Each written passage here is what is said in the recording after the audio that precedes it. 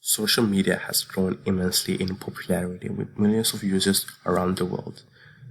Nowadays, social media is much more than just blogging and sharing photos. Although there are benefits to being on social media, such as receiving information fast or reducing distance between loved ones and bringing them closer together, there are also drawbacks. Nowadays, people use social media to brag about how much fun they're having, what nice friends they have, and what a wonderful life they're living. Social media mostly impacts us negatively because people brag about what they have. Others may feel like they aren't doing enough or that they're doing something wrong with their lives because they don't have a brand new car like their friend has. Hatred and negativity are also common on social media because people believe it's normal to bully and transmit hate towards you if you're different or don't look a certain way, and they can do so while hiding behind a screen.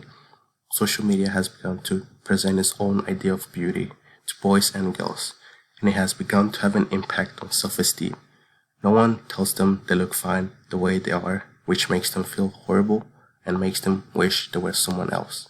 Because social media is such an important part of boys and girls' lives, they're constantly exposed to photographs and other posts that represent social media's ideal beauty.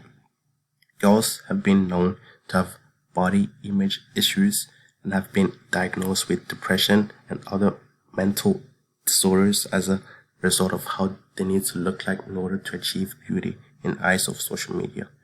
I believe that social media is harmful to people's mental health and self-esteem, and that if you want to achieve happiness, you should just leave social media because nothing good ever comes out of it.